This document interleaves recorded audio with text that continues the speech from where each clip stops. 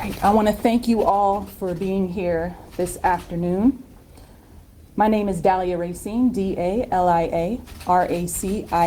and I have the pleasure of serving as a district attorney here in Douglas County.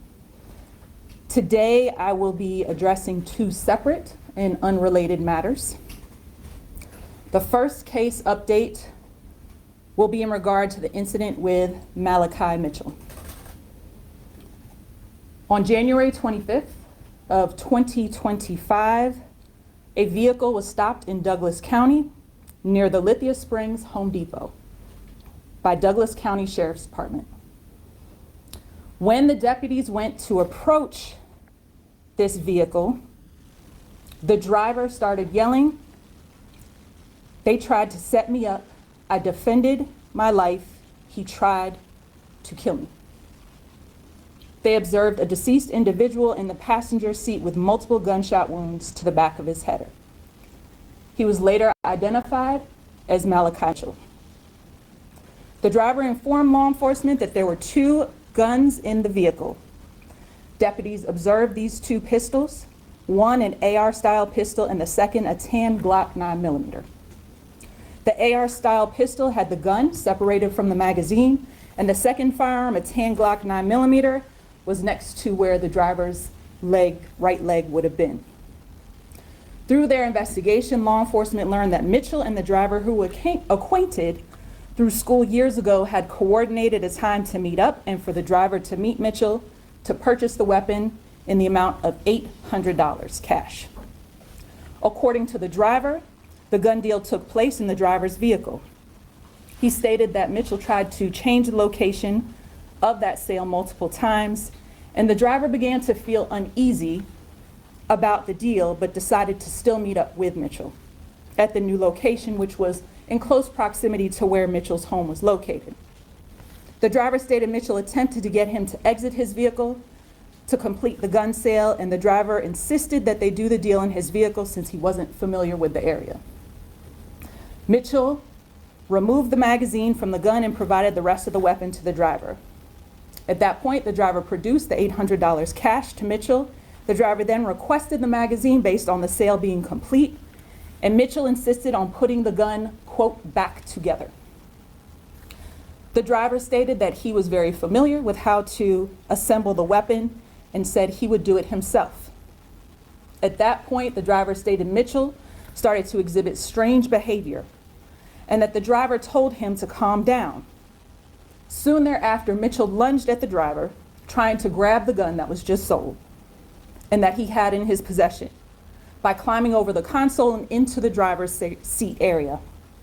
A struggle ensued between the two parties, and Mitchell was attempting to load the magazine back into the gun during that struggle. The driver, who was familiar with the operation of weapons, fought Mitchell to release the magazine, and he racked the weapon, which caused a round in the chamber to be ejected. Mitchell continued to lean over the driver's area and was still grabbing at the gun that was being sold. According to the driver, Mitchell then reached back to his waistband and told the driver, "I got something for you." The driver thought that Mitchell was armed with another weapon, and the driver, who was armed with his own separate gun, the 9mm that was located in the vehicle. Fearing for his life during this attempted robbery, the driver shot Mitchell as he leaned over him with the driver's own pistol.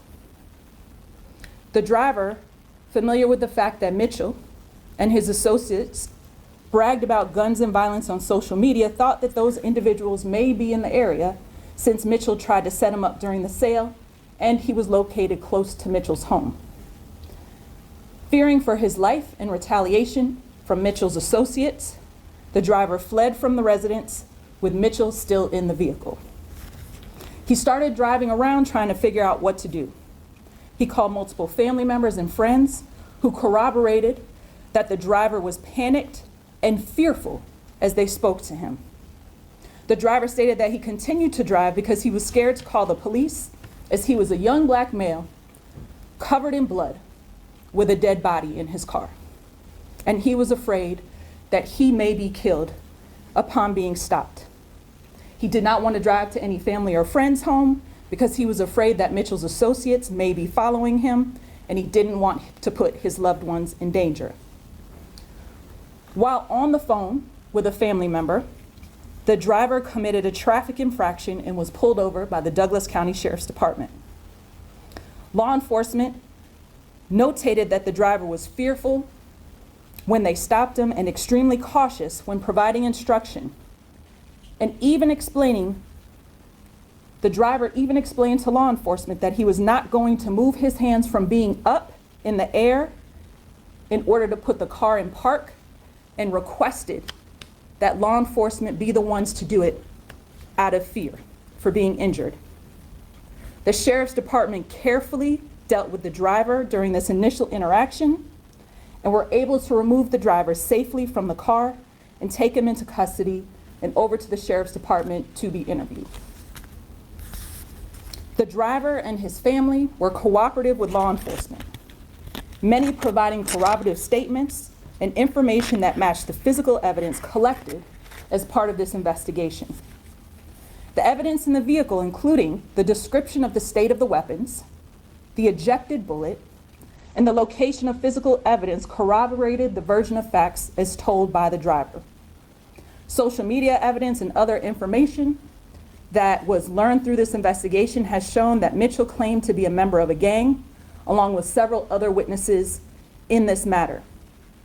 The images on social media depicted groups with guns and statements of violence.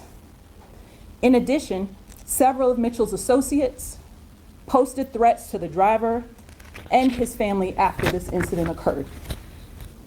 In order to understand the incident from this day, from Malachi Mitchell's death, law enforcement attempted to interview his mother, other family members, and Mitchell's associates with links to the January 25th events to gain a full understanding of what happened.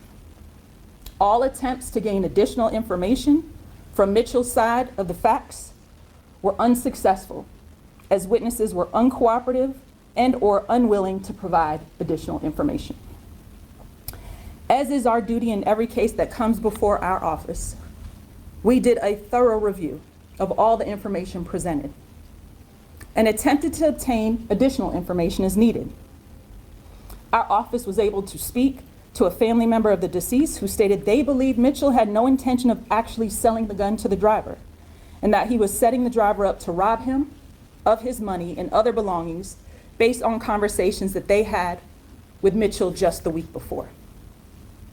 So based on all of the facts, evidence, interviews, and totality of circumstances, we will not be pressing charges against the driver, as the evidence in this case supports that he acted in self-defense on January 25th, 2025.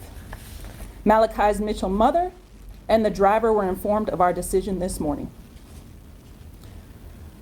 We always desire to be fully transparent with the family of the deceased when we are investigating a matter.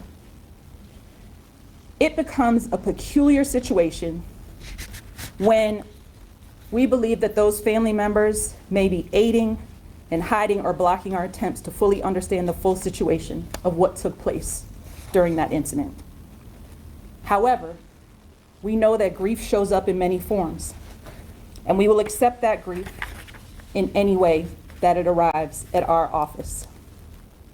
We conducted a thorough examination along with our law enforcement partners to explore every lead to get to what happened that day, because that is what the deceased deserves.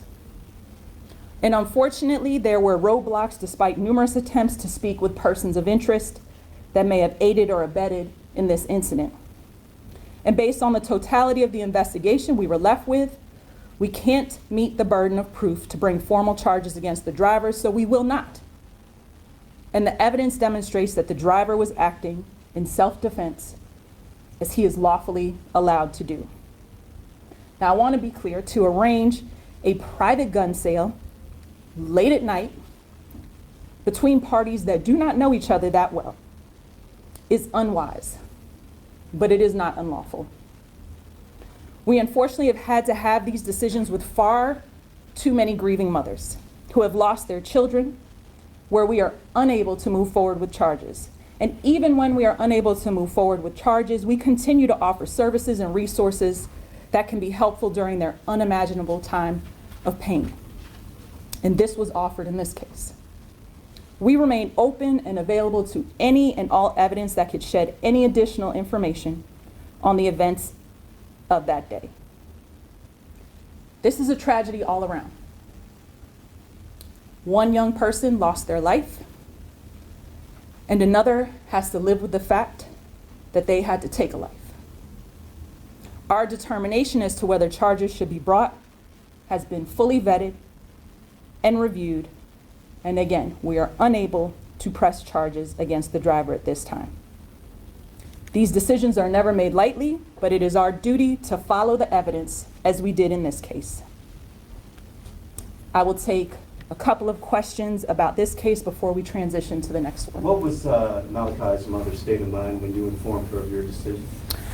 Ms. Mitchell was obviously not happy with our decision about this, which is completely understandable.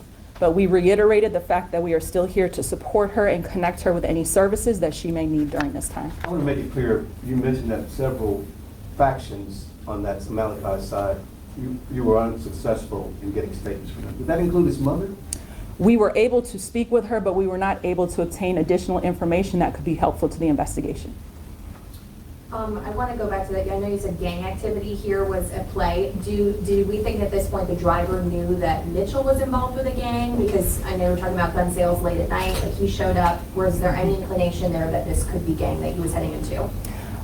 What we understand from the driver's perspective is that what he described is the Mitchell having shady associates. He did not specifically articulate he knew that he was gang involved, but he did state that he was aware of these social media posts in which Mitchell would be posting along with other associates with weapons and things along those lines. Madam DA, there was in part of the mother, Malachi's mother, a public campaign to get you to charge the driver. Did any of that impact your office? Did you hear from the community about this, and how did that weigh in on your decision? Yeah, that's a great question. The work that we do along with our law enforcement partners, we don't have the luxury, if you will, of weighing in emotions. We are facts driven, we are evidence driven, and we have to make really hard decisions at times, and we have to follow those facts and weigh it against what the law allows us to do. And that's exactly what we did in this case. We don't want that to mitigate, nor, as we explained to Ms. Mitchell, this does not put any value on the life that Malachi Mitchell lived, nor does it weigh against the grief that we know that she feels, but our job is to follow the facts and the evidence. Can you also speak on the driver's reaction when you told him this moment? Yes, we will just say that the driver had relieved to understand what the findings were in this matter. Although you said you're not pressing charges now, but is the case still open in case the other people want to come forward? It's pretty much. At this point, we are considering the case closed. We will formally close it probably sometime this week.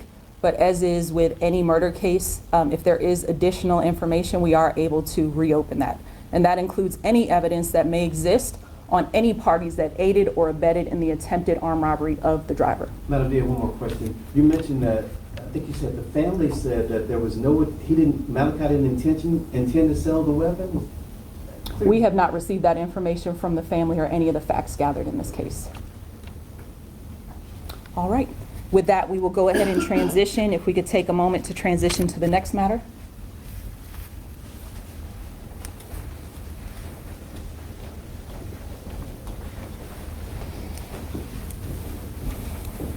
That's not coming. Come this way.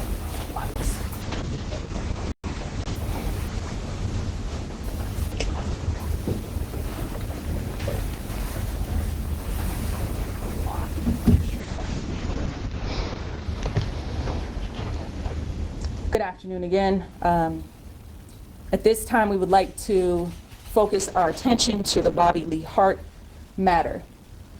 Bobby Lee Hart was arrested last month and charged in connection with 3 separate rapes that occurred in Douglas County in 2012, 2022, and 2024. It is important to note, Hart has not been convicted of crimes at this point, and it is also important to note that I cannot talk about the evidence beyond the limited information I will provide in this moment. The purpose of this press conference is to inform the public that Hart has been arrested and to urge those who may have information or experience with Hart to contact our office or law enforcement. I would also like to applaud the work of our law enforcement partners, both the Douglas County Sheriff's Department and the Douglasville Police Department and other agencies that have brought this case to fruition. Since Hart's arrest, further testing and investigation have revealed that Hart is a suspect in multiple sexual assaults dating back to the early 1990s in the West Georgia region. We are informing the public of this matter to request anyone with additional information or who has been victimized by Hart to please come forward.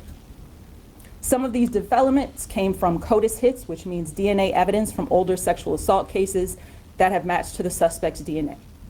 To briefly explain, CODIS is the Combined DNA Index System, which is a national database that allows law enforcement to compare DNA profiles collected from crime scenes against known offenders or other cases. When we say we received a, quote, hit, that means DNA evidence from a crime scene has matched DNA linked to an individual or another case, helping investigators make connections that might otherwise have been missed. Because these crimes span more than 3 decades, we are sharing a variety of photographs of Hart from different time periods so that people, if they did know him, may recognize him as he appeared at different points in time.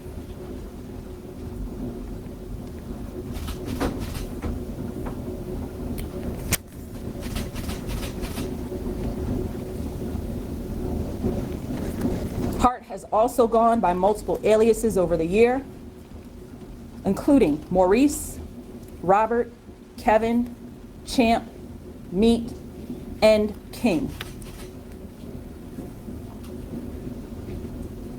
If there are additional survivors who have come forward in the past and were turned away for various reasons, or who have not come forward yet, we want to send a clear message to those individuals.